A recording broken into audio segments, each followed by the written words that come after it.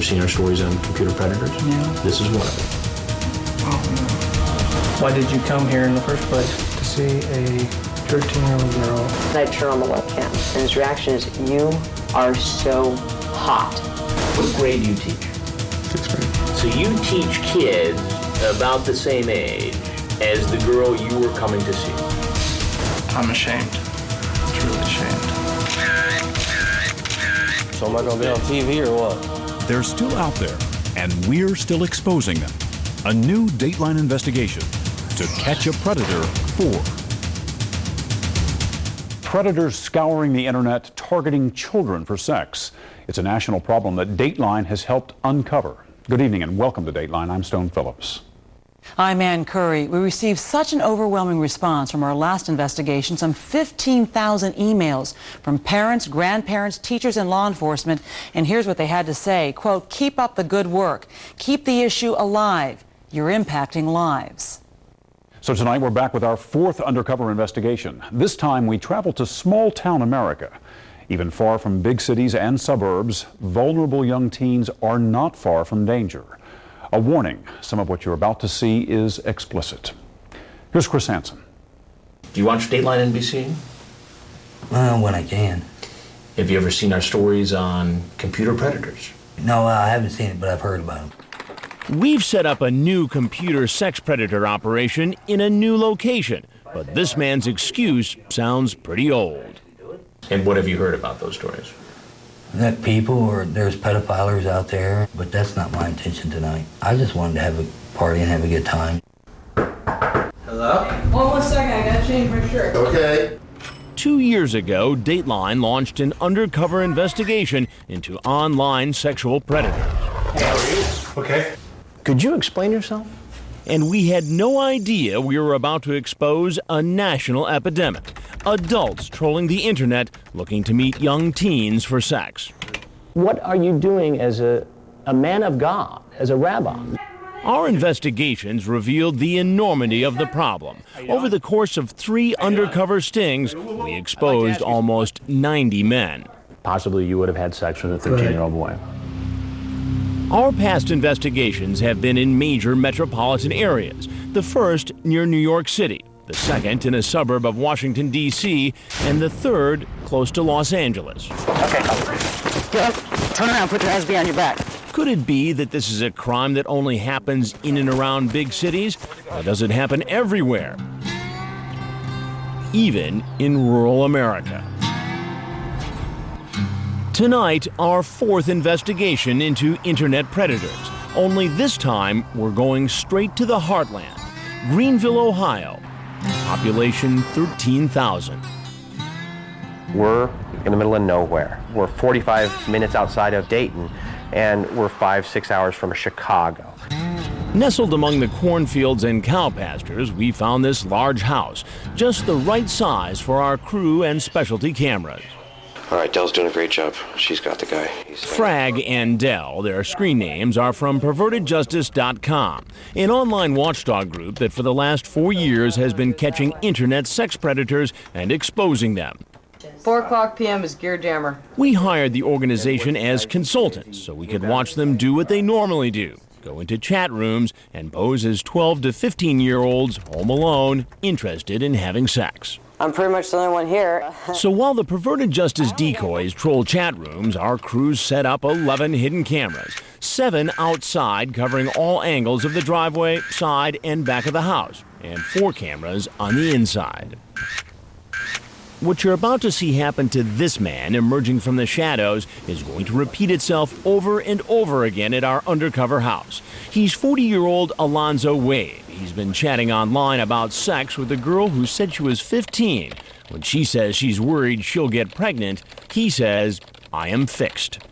He drives 104 miles, more than 2 hours, to meet the young teen home alone. And look, he's loaded down with alcohol. Come on! Dell, pretending to be the young girl, waves him in. Where are you?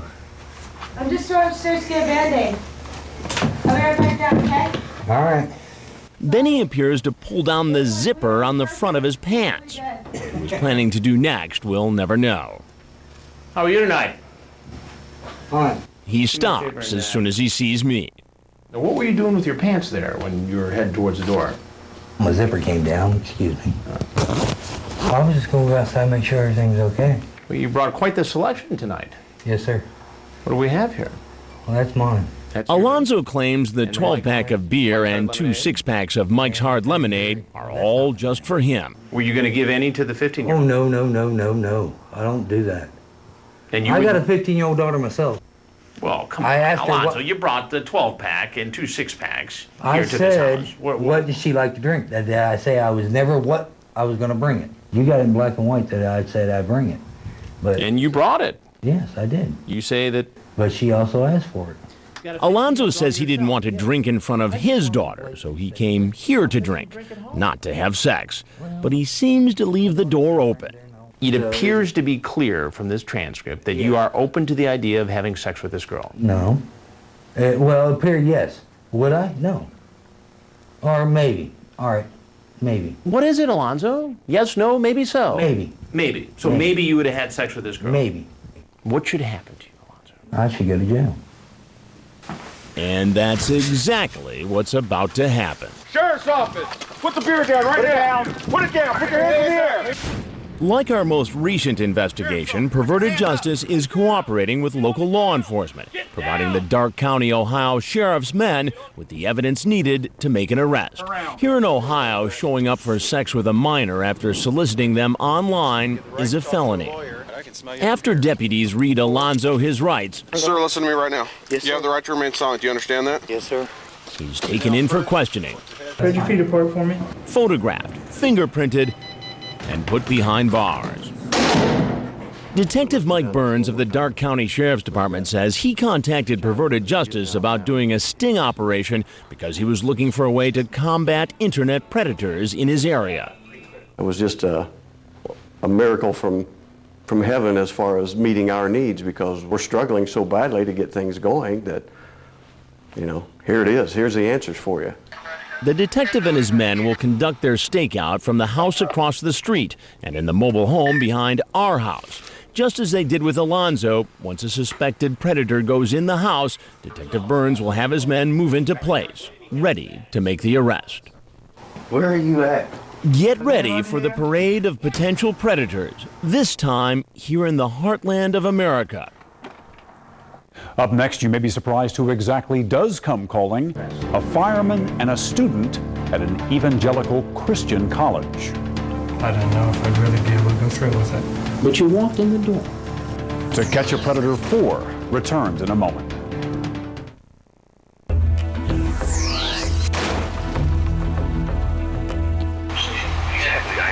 Our latest computer predator investigation is in full swing. All 11 of our hidden cameras are in place, and a suspected sex predator who approaches the house will be videotaped from the minute he pulls into the driveway Run into his car. until the sheriff's men spring into action. Sheriff's office, let me see your hands. Get on the ground! Get down! Arrest him You have the right to remain silent. You understand that right? Yes. and take him away in handcuffs. More than 20 Perverted Justice members are in Ohio and surrounding area chat rooms posing as 12 to 15-year-olds. They've set up profiles using pictures of young teens and posted personal information like age, sex, and location. Some of the profiles are on social networking websites like MySpace and TeenSpot. He's in Cincy. The decoys from Perverted Justice are waiting to be instant messaged by a potential predator. In a matter of seconds, men start hitting on the decoys. This man, screen name Green-Eyed121, even goes so far as to suggest phone sex. He found our 13-year-old decoy, Katie Did Sings, on MySpace.com. He types, I have an idea, but it's a little weird. What? I did it with another girl, but I don't know if you want to. Call me up and let me listen to you as you yourself to orgasm. The decoy quickly declines the offer, saying her dad wants her to get off the computer and come downstairs. Green-Eyed121 doesn't seem to mind. After all, he's already made a date for sex with her in person. Katie Did Sings told him she would be home alone for the weekend. I have good news. I can come over Friday and stay the night, too. He's covered all the way back, all the way back. Going towards the front. Green-Eyed121 is scheduled to arrive at our undercover house around noon. Sure enough, here he is, right on time. Our hidden cameras are rolling. Quiet, quiet, quiet. He's 23-year-old Nathan Downhauer. He says he's a student at an evangelical university. And what does he plan to do with Katie Did Sings? His chat log is quite explicit. My hands will travel down your smooth body till we reach your pants. Here we will remove your pants and underwear, revealing your beautiful nude body. And like so many of the other potential predators, his chat turns too X-rated for network television. And now he's in our living room. Hey, Nathan? Yep. I just cut the crap out of my toe. I'm getting a Band-Aid. Hold up the kitchen counter for a second, okay? Okay. Would you do me a favor and just go have a seat right over the outside of the bar, please? He drove more than an hour to keep his date for sex with a girl he thought was 13 and home alone. But he says by the time he got to the door, he changed his mind. I don't know if I'd really be able to go through with it. But you walked in the door. And as I read some of what he said online, he doesn't sound like a man who plans to back out. You get into very graphic detail about what you want to do to her. Fantasies dreamed up online or in your mind. Things you might not be able to willingly do when it comes down to it. I will gently cup and massage your soft breasts, kiss them, and run my tongue along them. And it goes on from there, in graphic detail. What are we to make of this? I'm not sure. I don't know what the law says about this. Well, it's illegal. But nothing has happened yet. Well, I know. But it's illegal for someone to use the internet to solicit somebody who's 13 for sex. That I was unaware of. Sheriff's office, get on the ground. On the ground right now. On the ground! Later, you'll see Green-Eyed 121 get a quick lesson on the law from detectives waiting outside. But now, another stranger has just pulled in the driveway. In the driveway, in our driveway, back. Online, he calls himself J10O72960. He's also been chatting with the decoy Katie Did Sings. Remember, her profile says she's only 13. He tells her he's a fireman. Then he gets worried she's a cop. How do I know you're not a cop? Laugh out loud. I'm not a cop. How do I prove it? Call my cell and leave a sexy message. She does. And then he wants to take it even further and moves on to the subject of phone sex. He asks, "You like hearing guys moan? I want you to call now and make me moan." Katie Did Sing says, "I will hear you when you get here." And there's something else. He seems to have a thing for feet. Want me to rub your feet? Yeah. Now I'm getting turned on. The man with the apparent foot fetish is really 21-year-old Jason Shopner. Where you at? I gotta go get a Band-Aid before I bleed all over the rug. Oh, okay. Hey, why don't you hang out, have a seat right on the other side of the bar for me, will you? Keep your hands out of your pockets for me. Come on, just go over and have a seat, please. No, sir. Right here, please.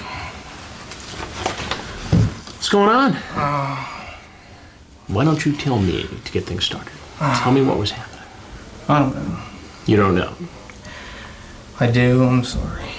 You're sorry for what? You freaking idiot. And it turns out Jason really does work at a firehouse as a paramedic. Now, in your chat here, you essentially say you're a firefighter. Yeah.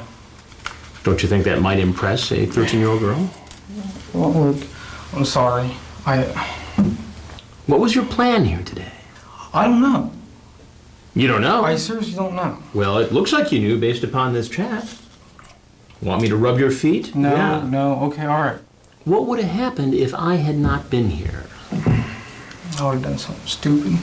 With a 13-year-old girl? I don't know, probably. If a 13-year-old girl had been here? Yeah. And you won't believe what else he admits. Do you ever watch television? Yeah. You ever watch Dateline? Dateline? Dateline NBC? Have you ever seen our stories on computer predators? Yeah, I've seen it. This is one of them.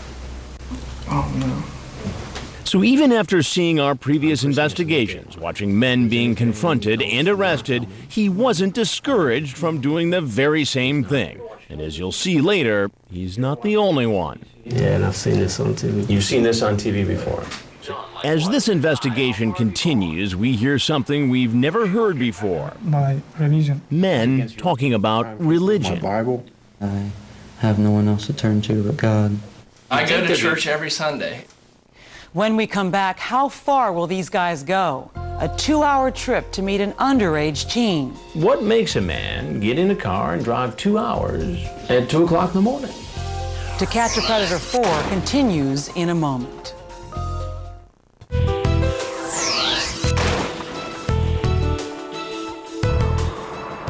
We're a small community.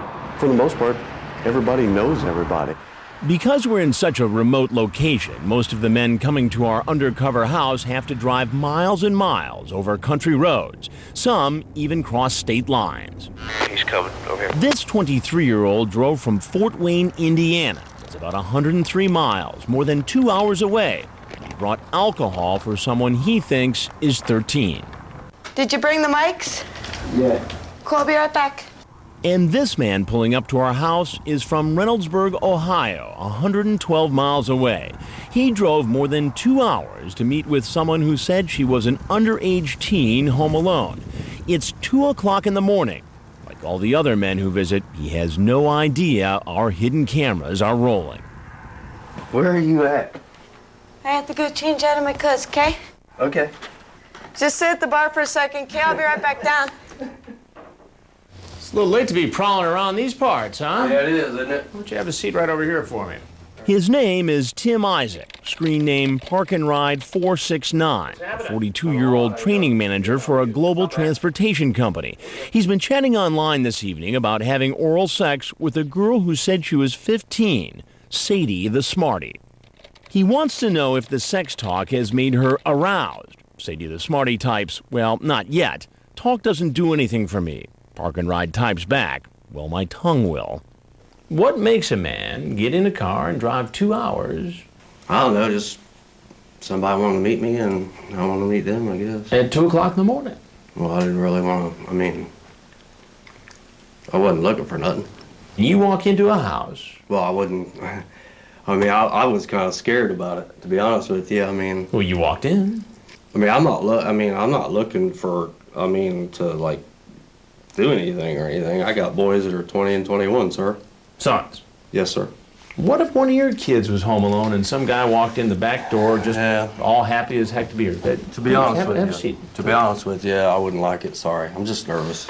What made you think it was okay at 42 years old to walk into a home at roughly 2:30 in the morning where a 15-year-old girl was apparently home alone?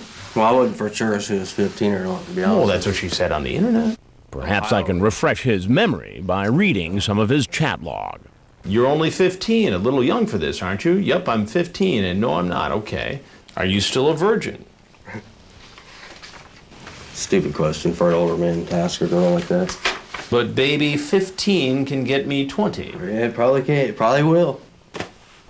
You ever do any time before? Very little time for some DUI. DUI? Yeah. Nothing like this, sir. God, man. You ever do this sort of thing before? No. This is the first time I ever done something like this. First time? That's the same claim we've heard from almost every man we've ever confronted. And most say they really weren't going to do anything sexual. Our sting in Ohio is no different. But one subject does come up for the first time. Religion. This is first. This is your first time? Yeah, and I thought, I shouldn't do that. It is also against my religion. It's against your religion? Mm-hmm. He's 27-year-old Davut Azkan, screen name Nakzox, a graduate student from Turkey. He had a sexually charged online chat with a decoy posing as a 15-year-old. You say at one point, I don't want to have any problem, Kissing is okay. Yeah. But you also say, in the next breath, have you ever seen a blank, meaning penis? Mm-hmm. I have on the internet, she says. Then you say, so do you want to see mine? It is not good. I shouldn't do that. You can play with my blank. Yes. Please don't read. You can read yourself. It sure seems like you knew what you were talking about here, and you knew what you wanted from this 15-year-old girl. I don't want to have sex, but... The 27-year-old admits he knew what he was doing was against the law. If you're so religious, if you knew it was so wrong, why did you walk into this house? I don't know.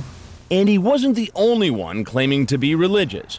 Here comes 20-year-old Josh Tuttle, screen name Goodbody1330. He's been chatting online with someone who says she's 13 and a virgin, Jessie's Messy 13. After she tells him she has a big screen TV, he says, hee, that's great. So we can watch movies and cuddle, kiss and make out. Then head up to your bedroom and touch each other and have sex. Then he adds, we can get drunk if you want to, if it will make it feel that much better. And now here he is, walking in the door. Just sit at the bar for a second, Kay. I'll be right back down. Okay. Did you bring the rum? No. I'll explain when you get down. Okay. Well, why don't you explain it to me instead? He says he didn't bring the rum because his brother drank it. Goodbody1330 goes on to explain that making the decision to come here was a tough one. He says he went to his best friend, and believe it or not, says he also turned to the church for guidance. I have low self-esteem, and I have no one else to turn to but God. So I went and I talked to my pastor. And what did this pastor tell you? It's wrong to do, and that you should have more faith in yourself. But you're here, Josh. To make new friends. To make new friends? Yes, with sir. a 13-year-old girl home alone. He says he only came here to watch movies and hang out, but his chat and something else tell a different story. Did you bring condoms with you? No, sir. There's no condoms in your pocket? I have one, but that's just... Okay, so that's one lie. I carry that with me all the time. But you said you didn't bring any, and you did. So that's a lie. Yes, sir. But I corrected myself. I'm sorry. We'll hear more from Goodbody later. Now let's look at a truly unusual case. Here's a man who seems to be casing the house, afraid to pull in. After driving by several times, he finally makes his move and walks in the back door. Hello? Oh, I want to take my coat off. I'm sweating to death after I was freezing. Why don't you come on in and have a seat real quick? Okay. He's 33-year-old John France, a mechanical engineer. He's been chatting online with a decoy who says she's 14. Unlike all the men you've met so far, France, whose screen name is Net Buckeye, is very careful when it comes to talking about sex. When the decoy, Chicky Girl, asks, got any condoms? He says, what are those? Just kidding. Then he says, no worries. She says, is that a yes? And he replies, don't worry, I'm not going to do anything without a condom. But when I confront him, he says he has no interest in sex. I'm confused, though. So if you don't have any interest in that sort of activity, why then chat up a 14-year-old girl and come to visit her? I'm lonely. That is the bottom line. Really? Yes. Very lonely. And once again, this man also says he's religious. Isn't there a church group or a saloon or? There is. I go to there'd church every Sunday, and it's like, and in fact, I'm going to a new church now because I'm not happy with my old one. But so does this new church teach that it's okay to come over and visit 14-year-old girls who are home alone with no parents? They would not recommend that. No. Then France says something we've never heard before. Can I have you read something? Sure. He tells us that out in his car, there's an envelope on the passenger seat. So Dell goes out to get it. I was concerned for my safety. You have to understand. I mean, things like that happen. You show up and somebody beats you up or something like that? Well, yeah, stuff like that. I mean, or worse. I mean, they could have taken my life for all I know. He opens the note and starts to read. At 8 p.m. tonight, I'm meeting a person whom I met online. He goes on to say that the girl tried to lure him into talking about sex, which he politely declined, and that he's suspicious about her identity. If she really is who she says she is, my intention is to befriend her and try to mentor her. So could this man really be here just to mentor a troubled teen? Detective Burns says he's not buying this story. Well, we refer to it at the office as an alibi letter. Alibi letter? Yeah. It was composed in such a way that it's our belief that he put it there, that if he should get caught, made it appear that he was completely innocent. And the detective says the way France cased our house does not make him look like a man on a rescue mission. When you look at a vehicle that pulls up in front and stops, drives by, comes back, does the same thing again, If it is his intent that he's going to go in there and counsel with this girl, why would you struggle with that issue? I think we saw the battle from within as to whether or not he was going to get caught. But because his case is so unusual, he doesn't get arrested At this time, we just want to talk to you. until after his interrogation. Sheriff's office, get your hands up, get on the ground! Get on the ground! For all the other men, the detectives don't hesitate to take them into custody. You have the right to remain silent. Do you understand that? Yes, sir. What'll they say when we tell them they're about to be exposed on national TV? I'm ashamed. And if you put this on the air, I'll sue. Coming up, the suspects walk out, the police move in. We'll take you inside the interrogation room. The whole plan was to have sex with this 13-year-old when he got here, correct? That was the original plan. When To Catch a Predator 4 continues.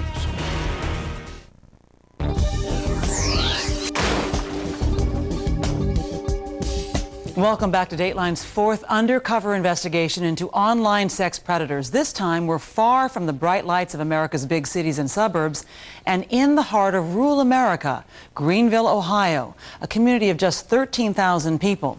Well, so far, we've seen how men will drive for hours crossing state lines to meet up with someone they think is an underage teen, home alone. Well, now they're about to learn what's really happening. They're being exposed on national television. Again, Chris Hansen. I'm Chris Hansen with Dateline NBC. Oh, I understand. And we're doing a story on adults going on the internet, trying to hook up with teens. Right. Now, See the cameras coming in and everything. Remember 40-year-old Alonzo Wade? He brought a case of alcohol to meet a person he thought was 15. And all I want to do is party. You're trying to find a pedophile. I'm not. But you're here. I'm here to party. And maybe have sex with a teenager. Maybe. He decides he's had enough, picks up his alcohol, and starts to leave. And if you put this on the air, I'll sue. Who are you, sir? A few other men head for the door as soon as they find out who I am. But even here in Ohio, many of the men keep talking, even after they find out they're going to be on TV. It's in the law's hands and God's hands. You sound like a pretty religious guy. Yes, sir. You're free to leave, free to have your condom back. Thank you. I'm ashamed. Okay. Truly ashamed. And what about the men who've seen our previous investigations? Do you ever watch Dateline NBC? Yeah, and I've seen this on TV. You've seen this on TV before. Remember this 23-year-old man who drove across state lines and brought alcohol for a 13-year-old? You've seen this on TV before, so you know what's about to happen then. No. This is the part where I say, I'm Chris Hansen with Dateline NBC, and the cameras come out. Okay, I realized I made coming here was a mistake. Good thing that it didn't progress to nothing further. It was a good thing that we were here and a 13-year-old girl was not. Yeah. So that's the good news tonight. But I don't know, I just apologize if I offended anybody. Have you ever seen our stories on computer predators? Yeah, I've seen it. This is one of them. Oh, no. This is the 21-year-old paramedic with the apparent foot fetish who came to meet a 13-year-old. So you've seen these stories before. Yeah. Didn't you for 1 minute think that this might have been something just like that? Yeah. But you came anyway. It looks as if he doesn't want to leave. Since he's admitted seeing our earlier broadcasts, he probably knows what's going to happen next. Finally, after several requests, Sir, I'm going to have to ask that you go now. he gets up and walks out the door, right into the arms of the detectives from the Dark County Sheriff's Office. Sheriff's office, let me see your hands. Put your hands up. All along, Dell from Perverted Justice has been running across the street, giving the detectives chat logs of potential predators before they arrive. We're able to look down through the chat logs and determine whether or not a crime had been committed. Once we knew for sure that somebody was coming, I was maintaining contact with Perverted Justice through radio means. Here he comes. So as the men leave, the deputies move in and arrest them Sheriff's office, get on the ground. On the ground right now. and charge them with attempted unlawful sexual conduct with a minor, a felony. In Ohio, in order for prosecutors to file the most serious charges, a police officer needs to be involved in the online chat or phone conversation. Since in this case perverted justice members are the decoys, the sheriff's department temporarily deputized the PJ volunteers who were in our house. You have the right to remain silent. Do you understand that? Yes, sir. After they're read their rights, the men are taken to this auxiliary building for an official interview. Now it's the detective's turn to ask the questions. Why did you come here in the first place? To see a 13-year-old girl in that house. What they've already told Dateline is eye-opening. Now wait until you hear what they revealed to detectives. Remember Green-Eyed 121, the 23-year-old who typed a detailed description about having sex with a 13-year-old? Remember, he's a student at an evangelical Christian college. I couldn't stop thinking about it. What would happen if I got caught? I was caught. Sheriff's deputies find a box of condoms in his car, but he tells the detective they just happened to be there. Have you ever had sex before? No. Never. So you have a box of condoms with you. You've never had sex before. The whole plan was to have sex with this 13-year-old when you got here, correct? That was the original plan. Okay. He insists he wasn't going to go through with it. Detectives also question the 42-year-old who showed up at 2 in the morning planning to meet a girl who told him she was 15. I have to go change out of my clothes, okay? Okay. He tries to convince the detective he had no intention of having sex with a 15-year-old. You would like me to believe that you just traveled 112 miles for a couple of hours. You know what? Ride. I would like you to believe that. Just to visit a 15-year-old girl? Yep. Whose parents aren't home, and you want her to keep that a secret? Yep. Okay. And you still have me believe that, despite the fact I have chat in here about you talking about, are you wet yet? Well, I'd like for you to think the better half of me, but you got what you got there, and doesn't look good on me. It doesn't look good for this man either, the 21-year-old paramedic who has a thing for feet. What did you and Kat discuss or plan specifically to do once you met her, knowing she was 13 years old? Hang out. Hang out? Nothing else? I'd get around. I don't know. I guess sexual stuff. Sexual stuff? Like what? You're talking about kissing and Kiss, what else? rubber feet, stuff like that. Rubber feet? Yeah. Once the interrogations are over, the men are taken to the county jail, where they're photographed.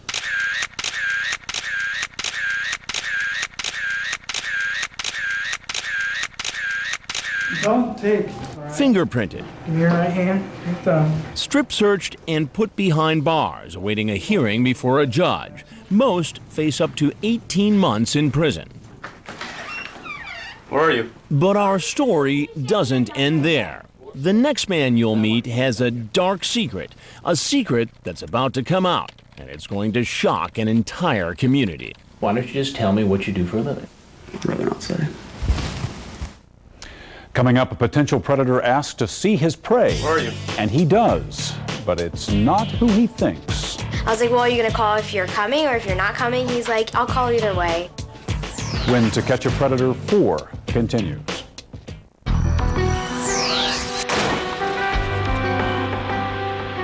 Are you going to call if you're coming or... The decoy you see chatting is a 19-year-old actress. We've hired her to play the role of a young teen on the phone But I'd really like to see you.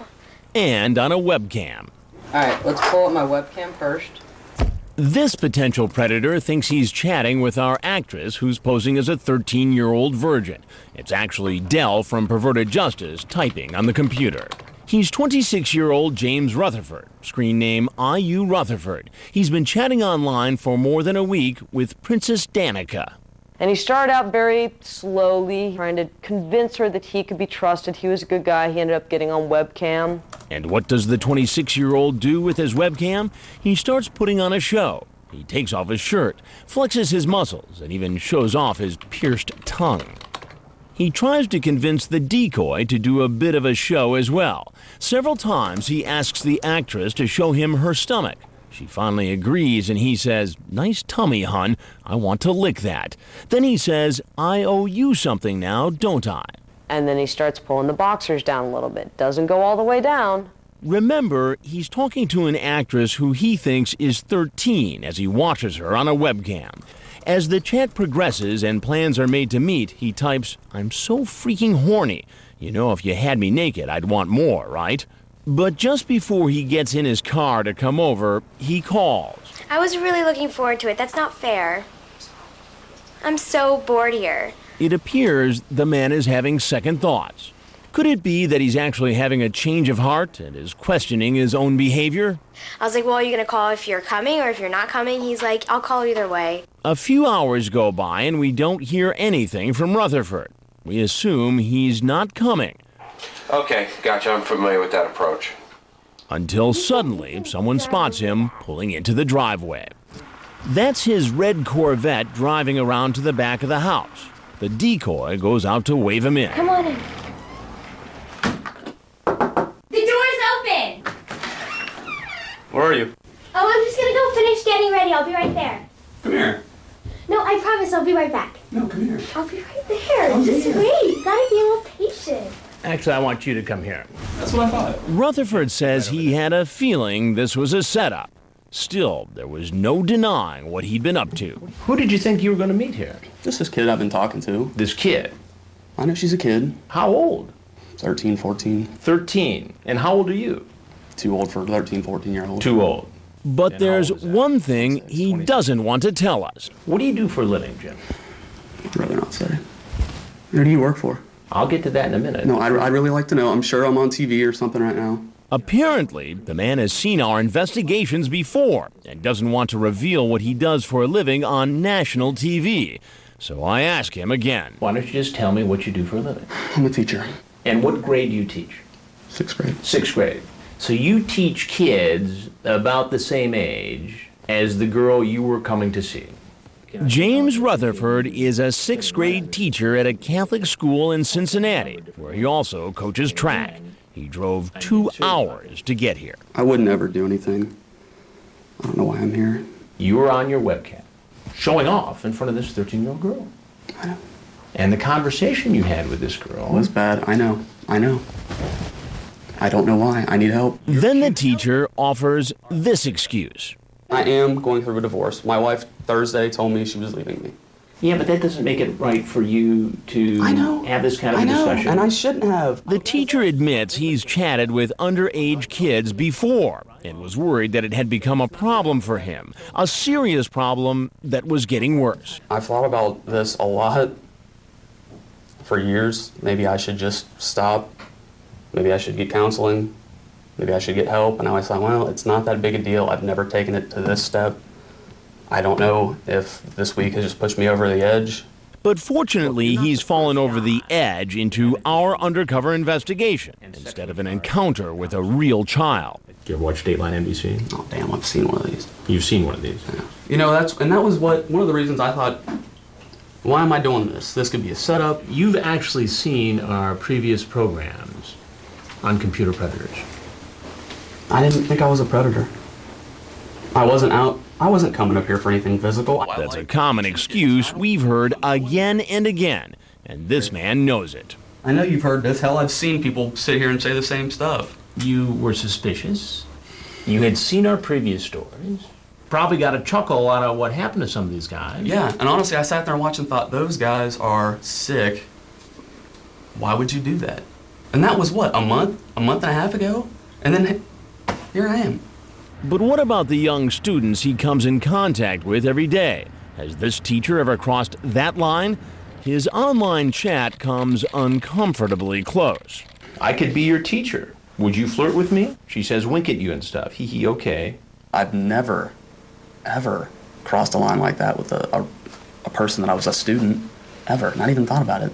I guess maybe it was just like online, it was like they weren't real. But I guess the question that some people might ask is this. If you eventually evolve to the point where you'd come here to meet a 13-year-old girl after this kind of conversation, at what point do you suddenly become interested in kids in the school you teach?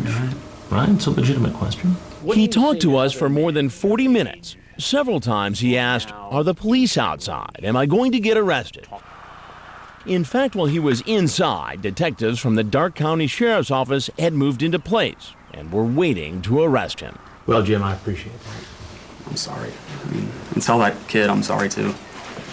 All right? I will. In the end, what started as a possible meeting with a child ends in an encounter with police, Sheriff's Department, stop, put your hands on your head. in which he confesses even more during interrogation. I think you do have a problem. Obviously. And you've admitted that, okay? That you have talked to minors before, 13 years of age. Do you masturbate while you're doing this? Sometimes. Okay. I have, yeah. So you're so driven by this, okay? But sir, and it's not like okay, it's. just listen to me. Well, man. no, Okay. I think I feel like I should at least tell you. It's not like it's.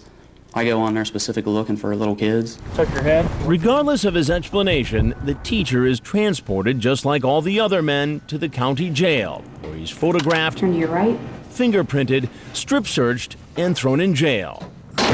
From his jail cell, he calls his employer. He resigned that position yesterday in order to spare his students, and what happens to him next is in the court's hands. Which is bound to surround this case. Coming up, a reality check for parents. What's your child doing online? We ask America's teens when To Catch a Predator 4 continues.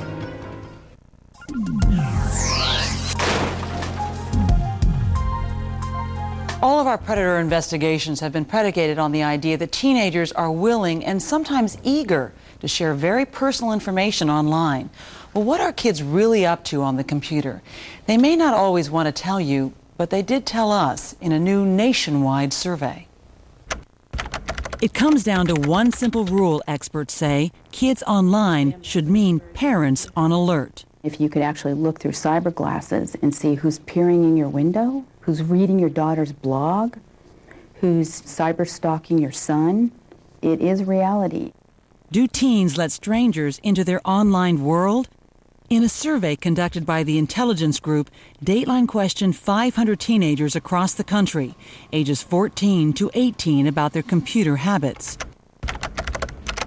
When asked if they chat online to people they've never met before, an overwhelming majority said yes, whether it's all the time, sometimes, or not very often. When asked if someone they've met online has wanted to meet them in person, 58% said yes, and 29% said they had a scary experience online. What about personal information, tools a predator can use like a name, a picture, an address, a birthday? When asked if they talk about personal information on the internet, about half the teens said yes, they do.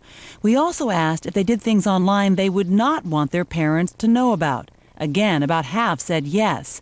More than 90% told us that they were responsible when they used the computer. But what about friends, classmates, other teens? The answer, a big no. Most said other teens are not behaving responsibly online, which should be a red flag to parents. Where are you at? And that brings us back to the parade of suspected predators in Ohio. Next week, we'll return to the heartland. What's going to happen when some of the men you've seen tonight appear in court? The maximum penalty is up to 12 months in prison. Also, we'll expose more suspects looking to meet young teens. That's our boy. He's here. This man says he's innocent, but his story is especially frightening. What then are you doing in this house less than a week before you're supposed to be in court and go to prison for doing the very same thing? Join us next Wednesday night at 9, 8 Central for To Catch a Predator 5. And you can log on to our website for a series of guidelines on how to protect your children from internet predators. The address is dateline.msnbc.com. On Dateline Saturday night, a woman is determined to find the man who murdered her sister. They were twins bound by a mysterious connection. I don't go a second of a minute of an hour of a day without thinking about her. When one sister disappeared, the other set out to prove what happened. To find the truth, she dressed like her, talked like her, tried to become her. It was a dangerous journey. It was the scariest moment of my entire life. There was guns around and there was bullets. One that almost got her killed. You want me to do anything else? Get rid of her completely. That's what happened to her sister. A dark tale of blood ties. And that's all for this edition of Dateline Wednesday. I'm Ann Curry. And I'm Stone Phillips. We'll see you again for Dateline Saturday night at 8, 7 Central. For all of us at NBC News, good night.